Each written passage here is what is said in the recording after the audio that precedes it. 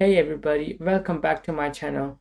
A while back, I started the FastAPI series. In a previous video about FastAPI, I covered about body fields, nested models, and then response models. Today, we're gonna take it a step further.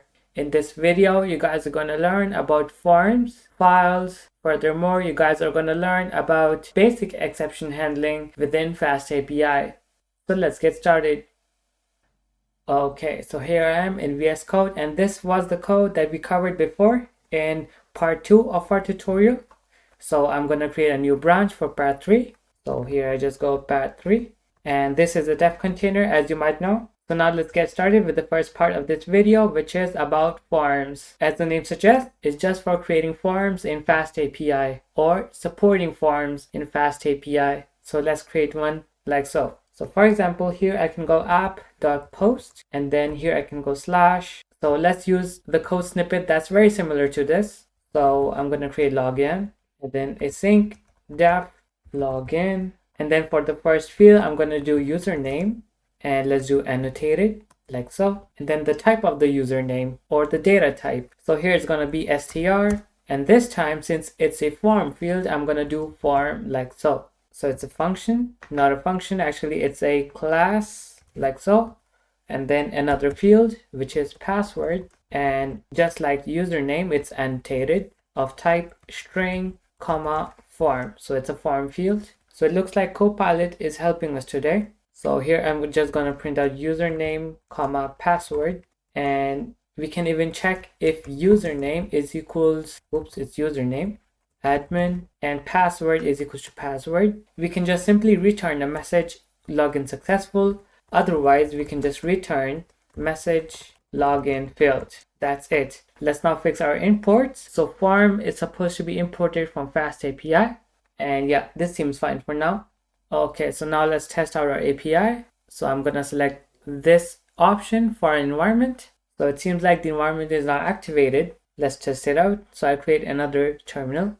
And then here we have an error, so conda init. So for changes to take effect, close and reopen your current shell. So I exit, create another terminal command or another terminal instance. And a while later, now my environment is now activated. So let me clear it. And then here I can go FastAPI dev. Okay, so now that my API is running, I'll click on this link and let's go to another workspace. So my API is now running. So I go to /docs. Let's scroll down, and around here we have our login endpoint. So let's try it out. So for my username, let's do admin and then password, just like our source code here.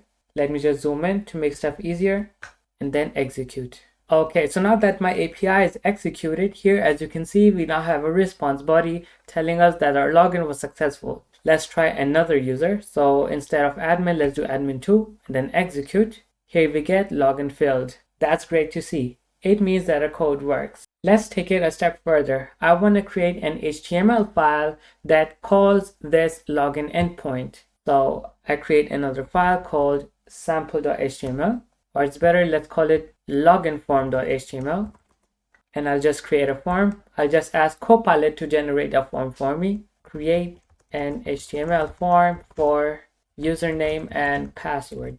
And now let's wait for a bit. Okay, so now that we have a lot of code here, so most of this code is not really necessary. I'll keep it, and let's remove the styles here because I don't think that's really necessary for this tutorial. And then let's look at the code. Okay, so here we have a form that performs a post method that perfectly matches our endpoint. It's doing a post here, and then the action is login. So I'm going to edit this field. So let's use the IP address of my endpoint, which is this one. Let's copy, paste it like so, and then the port, which is 8000. That's it. So let's now check the code further. So we have an input of ID, username, and the name also of username, which perfectly matches the login form fields here. So username and password, and the same is being done for password. So ID is password and the name is password, which perfectly matches this field. Okay, so let's now test it out. So I'll open my projects folder, the FastAPI tutorial, and then my login form. So let's go here. So if I remember, it was admin and then password. So let's do a login. Let's see what we get. Okay, so here we have an error. cannot find a local file, that's because I've done something wrong. So the error is here. So the action has to have an HTTP like so. That's it. Let's go back. Let me refresh. So password. Now let's see what happens. Great. So as you can see, our code works. And furthermore, looking at the terminal, since we did a print of the username and password, we're getting the fields logged out in the console. Okay, so now let's move on to the second part of this video, which is form models. Since in FastAPI we can define models for our request bodies or parameters, we can also define models for our form data. So let's do so now. So it has a little helper box here telling us to install a dependency. So I'll install my dependency. So pip install python-multipart. Okay, so it's already installed. And then to demonstrate form models here, I'm going to choose my laptop model that I defined around here. So let's use this model. I'm going to create another endpoint. So app.post. Let's call it laptop, form, and then async def add laptop form. So for my parameters here, I'm going to accept data of type annotated. And the type of this data is going to be laptop. And since it's a form field, I'm just going to go form. So for now, I'm just going to do a print of data and then return data. So let's now test this out. So I'll go back to my API here. Let's refresh. Let me collapse. And here we have a laptop form. So let's try it out. So then we have a brand of type string. Let's do HP. And we have a model. Let's do elite book. And then we have a price. So recall earlier in my previous video, we had a laptop model and it had a price, which was another model. So let's now try specifying our prices here. So base price and top price, this seems fine for now. Let's execute. And if you scroll down, notice here that we have an error. It says that we have an unprocessable entity and that my input should be a dictionary or object. Some of you might ask, why is this happening? Well, this is documented within FastAPI's documentation. So let me scroll down. Okay, so it's not here. Maybe it should be in form data. And if we scroll here, so notice here that it says that you can declare multiple form parameters, but you cannot declare body fields. This basically means that we cannot have JSON bodies within our form data. To get around this, we might have to flatten this laptop model. And I'll show you how to do that now. So let me scroll down around here. So let's go class laptop form base model. And then we create a brand of type string, model of type string. So basically what we were doing earlier around here. However, the price model has been flattened. So we have base price and top price within this base model. So brand string and then base price and top price. So now instead of laptop here, we're going to have laptop form. That's it. Now let's go back to my API here and then refresh. So now we have the updated fields. Let's try it out. So HP, elite book, base price and top price. So they both are 0. Let's put a validation check here. So here we can go field, title, base price of this laptop. It should be greater than 100 and less than 1000. And let's do the same for top price, like so. And let me fix my code here. So it's of type float equals field and then the same for top price. And then let's now test it out. So let me refresh. Try it out and HP elite book and then let's execute. So now that we've executed, in the response we were supposed to get the original data and we do get the original data. That means that our code works. Let's now append this data to our laptop array which we defined earlier here. So let's scroll down and then laptop.append data.model dump. So now let's go back to our API client, refresh, test it again. So once again, it was HP elite book and then execute. Okay, so we got a successful response and let's scroll up to get our list of laptops and hopefully we should see HP elite book coming up in the list. So I execute and then scrolling down, notice here we have a branded model. However, we do not have the price and I exactly know what's causing this issue. So let's scroll up around app.get laptop. And here we have a response model. So response model overrides this function's return type. So let me just remove this like so. Save and then refresh.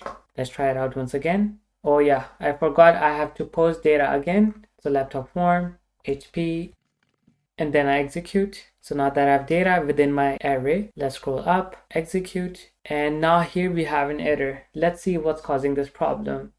Okay, so I found out the issue. That's because we have base price and top price. However, within our laptop model, we do not have a base price and top price. We just have price. So let's fix our code. I'm going to scroll all the way down, and then we're going to extract the base price and top price. So here we can go price equals laptop price. So base price is the base price from data, and top price is the top price from the data field or the data argument. And then here I can just go brand data.brand, comma model data.model, comma price price.model dump. Let's now test it out once again. So I execute. Here we have a response. Let's scroll up to the get laptop endpoint. Let's execute once again. And here, as you can see, we now have a successful response. Great, that means that our code works. Let's now move on to the third part of this video, which is files. So basically, when you have a form, within a form, you also request files. So let's support files through our login endpoint or our login form. So I'm going to scroll up to our login endpoint, and then let's create another field, comma, and we're going to accept a text file as a file, so annotated. So we have two types of files in FastAPI. One is bytes and one is upload file, and we're going to do both of them in this video. So let's start with bytes. So we have a text file of type bytes, comma, and instead of form, it's going to be file this time. So let's import from FastAPI. And then just to keep it simple, I'm just going to print the contents of text file. So we can just do text underscore file dot decode, and we can do UTF-8, which is the default. So now let's change our login form. This time we have another div. So label for, text file, and then text file. So text file. And then we create an input of type file where the ID and the name is text file, which perfectly matches this parameter. Looks like it went away. Oh yeah, it's back now. And let's make it required as well. Of course, we can make it optional by adding equals none, but let's do required for now. So let's go back here, refresh, and now we have text file coming up. So password, and then we can browse the text file. Let me create a text file actually. So within my downloads, I'm going to create a new document, text file, and let's do hello world here. Let me save it, close it, and then let's rename it just for clarity, hello world. Let me close it, and then browse, downloads, hello world, and then let's log in. So login successful. Let's go back to the terminal. And here we have the file name being printed. However, I want the contents of the file to be printed. And to fix this problem, I'm going to go back to login form. And within my form here, I'm just going to set enc type to multi-part form data. So let's now test it out. So I refresh the page, password, browse, take my text file once again, and then log in. It's login successful. And scrolling down, we successfully have the contents of the text file being printed out. That's great to see. One more thing to keep in mind is that bytes works well for small files because FastAPI stores these files entirely in RAM. It also does not have any metadata attached to it. To fix this issue, we have another type called UploadFile. So let's use it now. So instead of bytes, let's do UploadFile, and then let's fix our imports like so. And then looks like Copilot gave us a small spoiler. It's actually, instead of decode, it's actually text file dot read.